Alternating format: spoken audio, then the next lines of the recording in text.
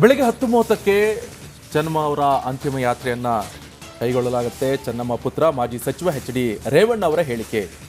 ರಂಗನಾಥ ಸ್ವಾಮಿ ಬೆಟ್ಟದ ತಪ್ಪಲಲ್ಲಿ ಅಂತ್ಯ ಸಂಸ್ಕಾರವನ್ನು ನೆರವೇರಿಸಲಾಗುತ್ತೆ. ನಮ್ಮ ಮನೆಯಿಂದ ತಾಯಿ ಚೆನ್ನಮ್ಮ ಅಂತಿಮ ಯಾತ್ರೆಯನ್ನು ಕೈಗೊಳ್ಳಲಾಗುತ್ತೆ ಅಂತ ಎಚ್ ಡಿ ರೇವಣ್ಣ ಹೇಳ್ತಿದ್ದಾರೆ. ಮಾಜಿ ಪ್ರಧಾನಿ ಎಚ್ ಡಿ ದೇವೇಗೌಡರವರ ಪತ್ನಿ ಚೆನ್ನಮ್ಮ ವಿಧಿವಶರಾಗಿದ್ದಾರೆ. ನೋಡ್ಬೋದು ಆ ಒಂದು ಸ್ಥಳ, ಅಂತ್ಯಕ್ರಿಯೆ ನಡೆಯುವಂಥ ಸ್ಥಳ ಏನಿದೆ ಆ ಸ್ಥಳದಿಂದಿದ್ದೇನೆ. ಸಂಪೂರ್ಣವಾಗಿ ಅಂತ್ಯಕ್ರಿಯೆ ನಡೆಯುವಂಥ ಜಾಗ ಎಷ್ಟು ವಿಸ್ತಾರವಾಗಿದೆ ಅನ್ನೋದನ್ನು ನಾನೀಗ ತೋರಿಸ್ತಿದ್ದೇನೆ. ಜೊತೆಗೆ ಸ್ಥಳದಲ್ಲಿ ಈಗಾಗಲೇ ಬೆಳಿಗ್ಗೆನೇ ತಮ್ಮ ತಾಯಿ ಅಂತ್ಯ ಸಂಸ್ಕಾರ ನಡೆಯುವಂಥ ಸ್ಥಳವನ್ನು ಕೂಡ ಏನು ನೋಡಲಿಕ್ಕೆ ರೇವಣ್ಣ, ಮಾಜಿ ಸಚಿವ ಅವರ ಪುತ್ರ ರೇವಣ್ಣ ಅವರು ಬಂದಿದ್ದಾರೆ. ಹಾಗೆ ಎಲ್ಲರೂ ಕೂಡ ಅವರನ್ನು ಗ್ರಾಮಸ್ಥರು, ಊರಿನವರು ಮಾತನಾಡಿಸ್ತಿದ್ದಾರೆ. ಹಾಗೆ ನಾವು ಕೂಡ ಅವ್ರನ್ನ ಮಾತನಾಡಿಸುವಂಥ ಒಂದು ಪ್ರಯತ್ನವನ್ನು ಮಾಡೋಣ. ಸರ್, ಇವತ್ತು ಎಷ್ಟೊತ್ತಿಗೆ ಅಲ್ಲಿಂದ ನಿಮ್ಮ ಮನೆಯಿಂದ ಇಲ್ಲಿಗೆ ತರಲಾಗುತ್ತೆ ಏನು ಸರ್? ನಮ್ಮ ಮನೆಯಿಂದ 10:15 ಗಂಟೆಗೆ ಬಿಟ್ಟು 10ರಿಂದ 10:15 ಗಂಟೆ ಬಿಟ್ಟು ಲಕ್ಷ್ಮೀ ನರಸಿಂಹಸ್ವಾಮಿ ದೇವಸ್ಥಾನದ ಹತ್ರ ಹೋಗಿ ಅಲ್ಲಿ ನಾವು ಸ್ವಂತ ಮನೆಯಲ್ಲಿ ಆ ಕಾಲದಲ್ಲಿದ್ದು ಅಲ್ಲಿಗೆ ಹೋಗಿ ಅಲ್ಲಿಂದ ಲಕ್ಷ್ಮೀ ನರಸಿಂಹಸ್ವಾಮಿಯಿಂದ ರಘುಪತಿ ದೇವಸ್ಥಾನ, ನಾಗಲಾಪುರದಿಂದ ಸೀದಾ ಹುಚ್ಚನಕೊಬ್ಲು ಕ್ರಾಸು ಮತ್ತು ನಾಗಲಾಪುರ, ಸಂಕ್ರಹಳ್ಳಿ, ಕಳ್ಳಿಕೊಬ್ಲು, ಕಟ್ಟಹಳ್ಳಿ, ಮಾರ್ಗೋಡ್ನಹಳ್ಳಿ, ಬಡಲಿಬ್ಬು, ಅರ್ದೂರು ಮೇಲೆ ಬಸವನಹಳ್ಳಿ, ಹನುಮನಹಳ್ಳಿ, ಬಸವನಹಳ್ಳಿ, ಅಂಗನಹಳ್ಳಿ ಮೇಲೆ ಇಲ್ಲಿ ಬರುತ್ತೆ ಕೋಟೆ. ಇಲ್ಲಿ ಎಷ್ಟೊತ್ತು? 2 ಗಂಟೆಗೆ ತಲುಪೋದು ಇಲ್ಲಿಗೆ 1 ಗಂಟೆ 12:30 ಕರೆಕ್ಟಾಗಿ ಇರ್ತೀವಿ. ಟೈಮ್ ಏನು ಕೊಟ್ಟಿದ್ದಾರೆ ಸರ್? ಅಂದರೆ ಲಾಸ್ಟ್ ಎಷ್ಟು ಗಂಟೆ ಒಳಗೆ ಆಗಬೇಕು? ನಾವು 1:30ಯಿಂದ 4 ಗಂಟೆ ಒಳಗೆ ಆಗುತ್ತೆ. ಮಾಜಿ ಸಚಿವ ಎಚ್ ಡಿ ರೇವಣ್ಣ, ಚೆನ್ನಮ್ಮ ಅವರ ಪುತ್ರ ಹೇಳಿರುವಂಥದ್ದು ಏನು, ಸುಮಾರು 10:30-11 ಗಂಟೆ ಹೊತ್ತಿಗಾಗಲೇ ಅವರ ಮನೆಯಿಂದ ಪಾರ್ಥಿವ ಶರೀರವನ್ನು ಲಕ್ಷ್ಮೀ ನರಸಿಂಹಸ್ವಾಮಿ ದೇವಸ್ಥಾನ, ಅಂದರೆ ಹೊಳೆನರಸೀಪುರದ ಲಕ್ಷ್ಮೀ ನರಸಿಂಹಸ್ವಾಮಿ ದೇವಸ್ಥಾನವಾಗಿ ಗಣಪತಿ ದೇವಸ್ಥಾನ ಮುಖಾಂತರ ಅಂಗ್ರಹಳ್ಳಿ ಹಾಗೆ ಕೆಲವು ಹಳ್ಳಿಗಳ ಮುಖಾಂತರ ಇಲ್ಲಿಗೆ 1 ಗಂಟೆ ಹೊತ್ತಿಗೆ ನಾವು ತರಬೇಕು, 1ರಿಂದ 2 ಗಂಟೆ ಹೊತ್ತಿಗೆ ತರಬೇಕು ಅನ್ನುವಂಥದ್ದು. ಇನ್ನು ಮಾಜಿ ಸಚಿವ ಎಚ್ ಡಿ ರೇವಣ್ಣ ಅವರೇ ಹೇಳಿರುವಂತೆ ಸುಮಾರು 2 ಗಂಟೆಯಿಂದ 4 ಗಂಟೆ ಹೊತ್ತಿಗೆ ಅಂತ್ಯಕ್ರಿಯೆಯನ್ನು ಮುಗಿಸ್ಲಿಕ್ಕೆ ನಮಗೆ ಸಮಯವನ್ನು ನೀಡಿದ್ದಾರೆ. ಹೀಗೆ ಅಷ್ಟರಲ್ಲಿ ಮುಗಿಸಬೇಕು ಅನ್ನುವಂಥದ್ದು. ನೋಡ್ಬೋದು ನನ್ನ ಹಿಂಭಾಗದಲ್ಲಿ ಇರುವಂಥ ಜಾಗ ಏನಿದೆ ಆ ಜಾಗದಲ್ಲಿ ಚೆನ್ನಮ್ಮ ಅವರ ಅಂತ್ಯಕ್ರಿಯೆಯನ್ನು ನಡೆಸಲಿಕ್ಕೆ ಎಲ್ಲ ಸಿದ್ಧತೆಯನ್ನು ಕೂಡ ಮಾಡಿಕೊಂಡಿರುವಂಥದ್ದು. ಜೊತೆಗೆ ಆ ಭಾಗದಲ್ಲಿ ರಂಗನಾಥ ಸ್ವಾಮಿ ಬೆಟ್ಟ ಏನಿದೆ ಆ ಬೆಟ್ಟದ ತಪ್ಪಲಿನಲ್ಲಿಯೇ ಈ ಒಂದು ಎಲ್ಲ ಸಿದ್ಧತೆ ನಡೀತಾ ಇರೋದನ್ನು ಕಾಣ್ಬೋದಾಗಿದೆ.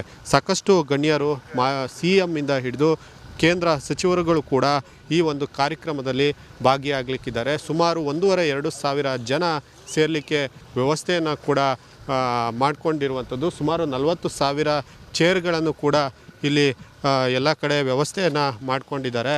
ಹಾಗೆ ಸಾಕಷ್ಟು ಏನು ಜನ ಮತ್ತು ಮಂತ್ರಿಗಳು, ಮಾಜಿ ಸಚಿವರುಗಳು ಬರೋದ್ರಿಂದ ಅವರಿಗೆ ಪ್ರತ್ಯೇಕವಾಗಿ ಕೂರಲಿಕ್ಕೆ ವ್ಯವಸ್ಥೆಯನ್ನು ಕೂಡ ಮಾಡಿಕೊಂಡಿದ್ದಾರೆ.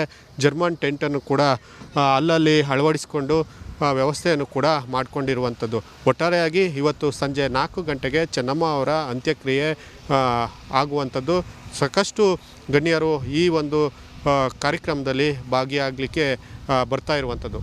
ಕ್ಯಾಮ್ರಾ ಪರ್ಸನ್ ಸಚಿನ್ ಜೊತೆ ಖುಷ್ವಂತ್, ರಿಪಬ್ಲಿಕ್ ಕನ್ನಡ, ಹಾಸನ.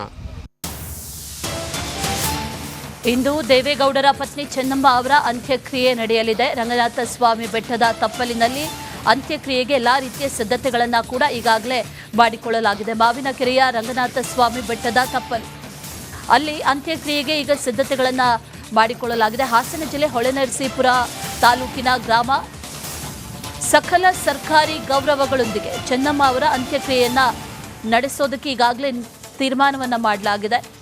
ಆ ನಿರ್ಧಾರದಂತೆ ಎಲ್ಲ ರೀತಿಯ ಸಿದ್ಧತೆಗಳನ್ನು ಕೂಡ ಈಗ ಮಾಡಿಕೊಳ್ಳಲಾಗಿದೆ. ರಂಗನಾಥ ಸ್ವಾಮಿ, ಆಂಜನೇಯ, ಶಿವನ ದೇವಾಲಯದಲ್ಲಿ ಅಭಿಷೇಕ ಮಾಡಿ ಆ ಅಭಿಷೇಕದ ತೀರ್ಥ ಪಾರ್ಥಿವಕ್ಕೆ ಹಾಕಲಿದ್ದಾರೆ ಅರ್ಚಕರು. ಒಕ್ಕಲಿಗ ಸಂಪ್ರದಾಯದಂತೆ ಚೆನ್ನಮ್ಮ ಅವರ ಅಂತ್ಯಕ್ರಿಯೆಯನ್ನು ನಡೆಸಲಾಗುತ್ತೆ. ಮಧ್ಯಾಹ್ನ 2 ಗಂಟೆಯ ಬಳಿಕ ಅಂತಿಮ ವಿಧಿವಿಧಾನಗಳು ಕೂಡ ನಡೆಯಲಿದೆ. ಮಾಜಿ ಪ್ರಧಾನಿ ಎಚ್ ಡಿ ದೇವೇಗೌಡರವರ ಪತ್ನಿ ಚೆನ್ನಮ್ಮ ವಿಧಿವಶರಾಗಿದ್ದಾರೆ. ಇವತ್ತು ಅವರ ಅಂತ್ಯಕ್ರಿಯೆ ಹರದನಹಳ್ಳಿ ಅವರ ಒಂದು ಹೊಲದಲ್ಲಿ ನಡೀಲಿಕ್ಕಿದೆ. ಈಗ ನಾನು ಚೆನ್ನಮ್ಮರವರ ಅಂತ್ಯಕ್ರಿಯೆ ನಡೆಯುವಂಥ ಸ್ಥಳದಲ್ಲಿದ್ದೇನೆ. ನೋಡ್ಬೋದು ಏನು ಈ ಒಂದು ಚೌಕಾಕಾರವಾಗಿ ಇಲ್ಲಿ ಗುರುತಿಸಿ ಜಾಗವನ್ನು ನಿಗದಿಪಡಿಸಿರುವ ಸ್ಥಳದಲ್ಲೇ ಚೆನ್ನಮ್ಮನವರ ಅಂತ್ಯಕ್ರಿಯೆ ಸಂಜೆ 4 ಗಂಟೆ ಒಳಗೆ ಮಾಡಬೇಕು ಅನ್ನುವಂಥದ್ದು ಅವರು ಕುಟುಂಬ ಸಮಯ ನಿಗದಿ ಮಾಡಿಕೊಂಡಿರುವಂತಹ ಒಂದು ಸಂಗತಿಯಾಗಿದೆ. ಹಾಗೆ ಚೆನ್ನಮ್ಮನವರ ಸಮಾಧಿ ಏನಿದೆ ಅದಕ್ಕೆ ನೇರವಾಗಿ ಮಾವಿನಕೆರೆ ರಂಗನಾಥ ಸ್ವಾಮಿ ಬೆಟ್ಟವೂ ಕೂಡ ಇದೆ. ಈಗಾಗಲೇ ಗೊತ್ತಿರುವಂತೆ ದೇವೇಗೌಡ ಹಾಗೂ ಚೆನ್ನಮ್ಮ ಕುಟುಂಬದ ಆರಾಧ್ಯ ದೈವ ರಂಗನಾಥ ಸ್ವಾಮಿ ಬೆಟ್ಟದ ತಪ್ಪಲಿನ ಮಡಿಲಲ್ಲಿ ಚೆನ್ನಮ್ಮ ಆಗಲಿಕ್ಕೆ ಇದ್ದಾರೆ. ಇನ್ನು ನಮ್ಮ ಜೊತೆ ಅವರ ಕುಟುಂಬಕ್ಕೆ ಒಡನಾಡಿಯಾಗಿದ್ದ ಮಂಜೇಗೌಡರು ಇದ್ದಾರೆ. ಬೆಳಿಗ್ಗೆನೇ ಬಂದು ಅವರು ಇಲ್ಲಿ ಕಾಯ್ತಾ ಇದ್ದಾರೆ. ಅವ್ರನ್ನ ಮಾತಾಡ್ಸೋಣ.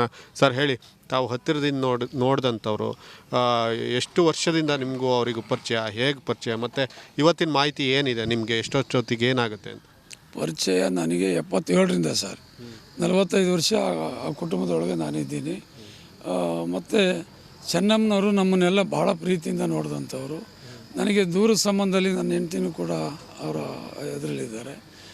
ಆದರೆ ನಮಗೆ ಅನ್ನ ಹಾಕಿದಂಥ ತಾಯಿ ಅದು. ನಾವು ಹೋದಾಗೆಲ್ಲ ನಮ್ಮನ್ನೆಲ್ಲ ಭಾಳ ಪ್ರೀತಿ ನೋಡಿ ಅನ್ನ ಹಾಕ್ತಂಥವ್ರು. ಪುನಃ ಮತ್ತೆ ದೇವೇಗೌಡರು ಕೂಡ ನಮ್ಮನ್ನು ನೋಡ್ಕೊಂಡು ಬಂದವರು. ರಾಜಕೀಯವಾಗಿ ಆಗಲಿ ಮತ್ತು ಎಲ್ಲದಕ್ಕಿಂತ ಹೆಚ್ಚಾಗಿ ಪ್ರೀತಿ ವಿಶ್ವಾಸ ನಮ್ಮ ಮೇಲೆ ಭಾಳ ಆಸೆಯಿಂದ ನೋಡ್ಕೊಂಡು ಬಂದವರು.